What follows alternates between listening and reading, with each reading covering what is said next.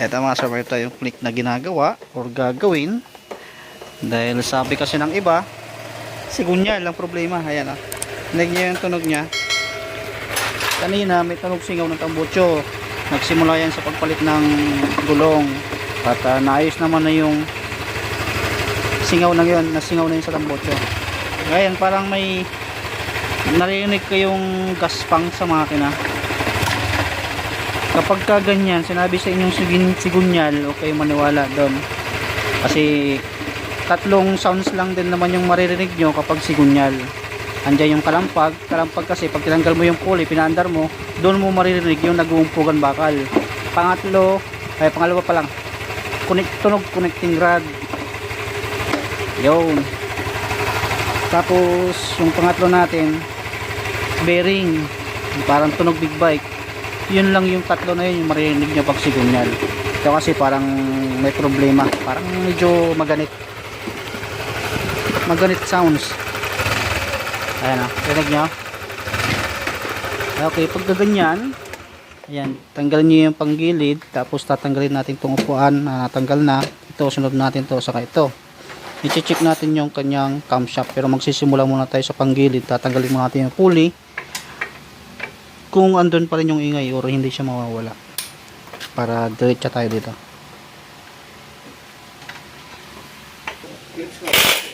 Okay, ayan, tanggalin ko cover, tapos sunod natin yung pulley na tatanggalin at panray natin kasi sampu na yung tumingin ng mekaniko.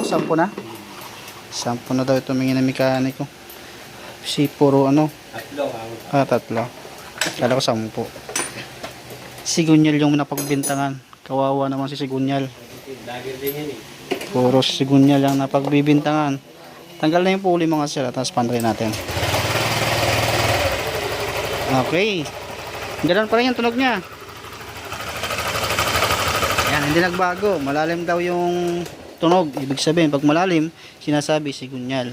Pero tatlong klase lang yung tunog na maririnig mo pag Sigunyal: kalampag, helicopter, or kuliglig. Isa lang naman yun. Tapos tunog big bike. Ito, tanggalin mo to, tapos tanggalin mo itong panggilid, itong cover dito sa sa valvula. Check natin yung camshaft. Yan lang yung mga check natin. Bukod doon wala na, kasi hindi naman sigunyal ang problema niyan, hindi naman din kalampag. Alaga naman sa langis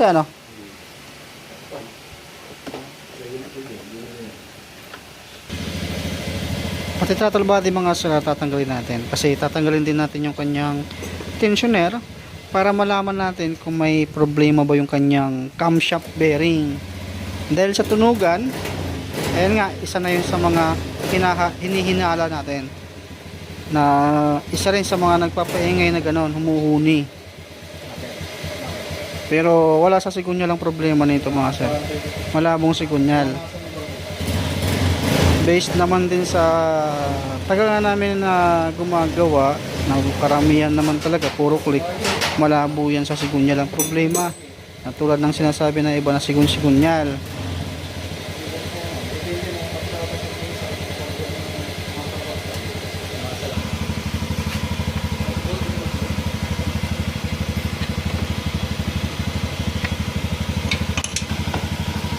Okay, tanggal na yung cover mga sir. Sunod natin tong tensioner na tatanggalin. Tapos tatap din natin or TDC doon sa may panggilid na tinanggal natin para mag-relax yung cams at rocker arm para makita natin. I-update mo na. Okay lang yan. Tapos tanggalin mo itong tensioner nya. Maluwag na yan bakit hindi tumangat? Yun, delay lang yung tensioner nya.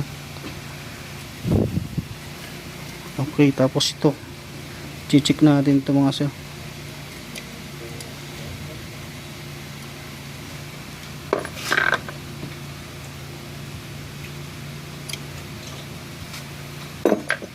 Yan, mainit pa ito.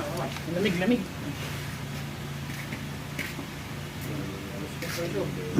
Confirm.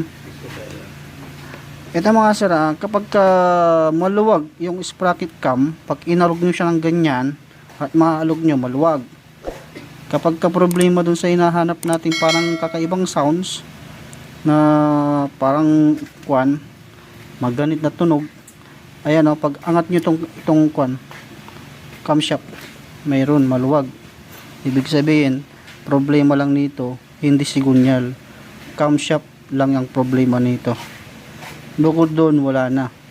Ngayon para matanggal natin yung camshaft, tatanggalin natin yung radiator, water pump, saka itong tornilyo na to, tapos yung mga rocker arm, ito yung mga tatanggalin natin, saka ito para mailabas natin yan ng palabas.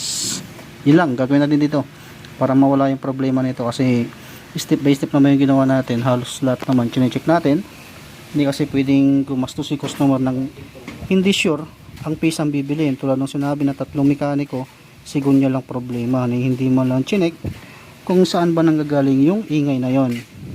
Kaya doon sa mga nagtatanong sa akin kung magkano ba ang gastos, lagi kong sinasabi hindi ako magbibigay ng presyo kung hindi ko pa na-check yung unit or yung makina, kasi mahirap naman na pagastusin ko kayo nang hindi naman talaga dapat palitan. Pero kung yung iba kasi makulit na parang silang may idea daw, yun ang sinasabi ko, kung ano yung mga posibilidad pagdating sa engine overall, kung ano yung mga posibilidad na papalitan, yun lagi ang sinasabi ko. Mas magandang sobra budget kaysa naman kukulangin. Siyempre hindi magagawa yung motor pag tinulan tayo ng pisa, lalo kung malayo pa yung panggagalingan nyo. Okay, tanggalin natin ito radiator sa kanan, ito water pump.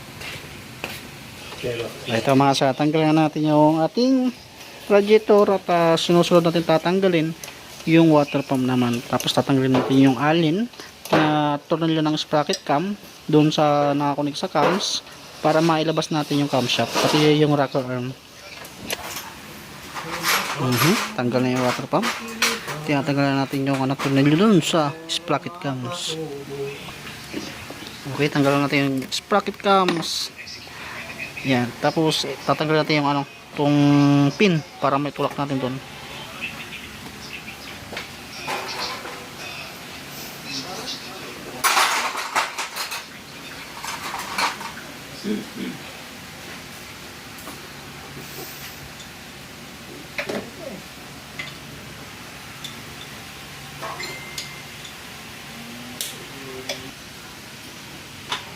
Yan, ipatalikod nyo, tapos yan, kuha ka ng plug screw, sugutin mo to para lumabas. Yan, lalabasan natin yung cams. Yan, napalabas ko na siya, kaso kailangan natin yan, yung isa suli mo yan. Magawa natin. Tapos labas mo na.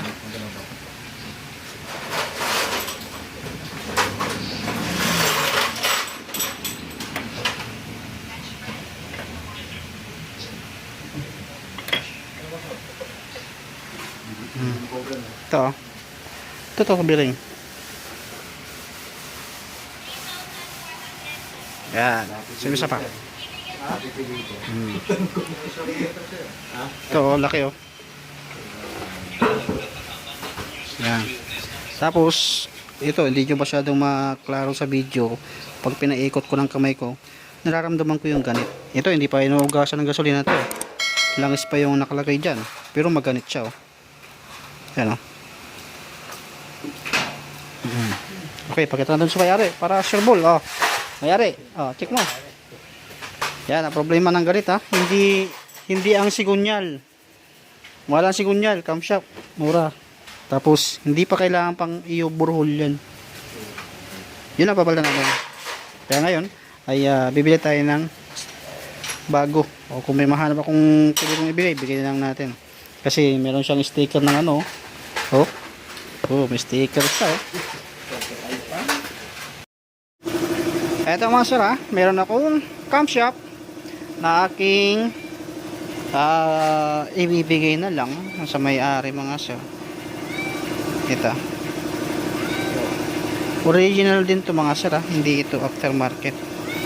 Kung maalala nyo kasi din yung mga pisang nabili ko kasi, ito yung mga yon. Ngayon, in case na may low budget nga, at madalas na nagpapagawa din sa amin, kapag mayroon akong pisa, yun na yung ginagawa kong pinamimigay. Kaya ito, ibibigay ko na. Yun yung camshaft nya, yung luma. Yan. Ngayon sa kanya na may play.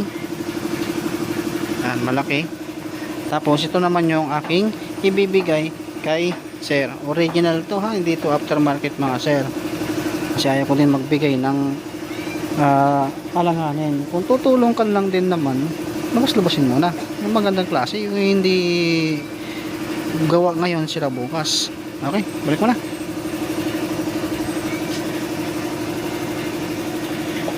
Okay, kapitan natin mga sir ha. Tapos napaka-importanting mauuna lagi ang TDC tulad ng sinabi ko kanina, para in case na ibabalik nyo na nga ito, dahil ito nga yung isa sa mga mahirap gumawa ng ganito. Medyo hindi siya basta-basta, hindi siya friendly mga sir, na yung mabilisan. Kung wala kayong idea, asahan nyo po yan mga sir na medyo talagang aabutin kayo ng oras-oras para lang maikabit nyan. Ito mga sir, ikabit ko na ha. Yun yung luma niya oh. Ito yung sa akin mga sir oh. Oh, alugin natin. Ayan, hindi ko siya maramdaman alug na. Pero hindi nyo makikita, hindi masyadong klaro. Malalaman nyo yan mamaya sa actual na kapag umandar na. Okay, balik na natin yung tornilyo rito. Huwag nyo kakalimutan dito kasi lalabas yan. Yung tornilyo rito. Tapos tornilyo dito. Tornilyo dito. Huwag nyo rin kakalimutan. At rocker arm, importante huwag nyong pagpapalitin dahil may pangalan naman yung rocker arm natin. Asahan nyo yan na hindi kayo malilito. Sa rocker arm mga sir, ito yung palatandaan natin para hindi kayo malito kung asan ba yung taas or baba. Pag nakita nyo yung eye na yan, ito, eye, ibig sabihin yan, sa ibabaw intake yan mga sir. Intake, ang basahan yung intake, nasa ibabaw mga sir. Yung throttle body. Exhaust sa tambutso naman. Makikita nyo rin, patingin ako ng isa na rocker arm. Ito naman yung makikita nyo sa exhaust. Ayan o. Ayan. Ayan makikita nyo sa exhaust mga sir. Okay, kakabitan natin. Dahil nga nagbago yung camshaft nya, dahil dun sa lumang camshaft nya o yung natin nakakabit, problemado, automatic kailangan natin i-valve clearance yan. Okay, kabitan natin muna mga sir. Pakita ko sa inyo mamaya ulit. Para hindi mahaba yung video natin, hindi masyadong mahaba. Basta pinakapalatandaan nyo kapag kayo gagawa, kung ano yung pagkakatanggal nyo, ibalik nyo din ng ganun. Kung medyo makakalimutin tayo, mga tornilyo sa aggregate nyo, bawat gagalawin nyo. Kung personal yung motor nyo to, di baling matagal kayo, at least sure ball naman yung pagkakagawa. Di baling mabagal, personal nyo namang motor, hindi kayo makapaggastos ng malaki. Kesa naman yung mabilis nga kayong gumawa pero mali-mali naman yung pagkakakabit, pag umandar yan, damay-damay yan, gastos malala pag nagkamali. Okay, ito mga sir, ilagay na natin yung camshaft, naibalik na rin yung mga rocker arm, mga dapat ibalik. Ayan, naibalik na. Water pump, radiator, coolant na lang kasi patapos na rin yung panggilid at may coolant naman na tayo. Papaanday na natin to after malagyan ng coolant.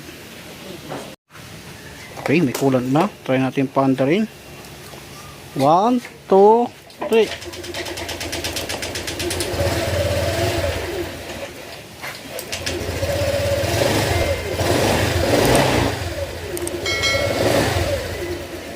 Kakaiba yung throttle mo ah. May ikot oh. Universal. Ayan mga sir, narinig niyo yung tunog ng makina niya. Wala na yung kakaibang tunog na gargle sounds.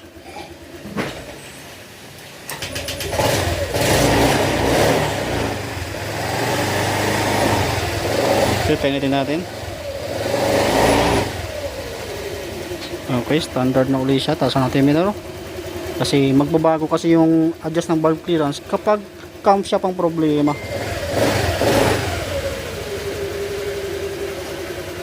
Wala na?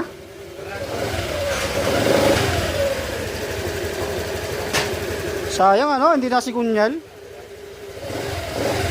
Malaki sana magagastos mo, sigurado. Isang buwang away ito.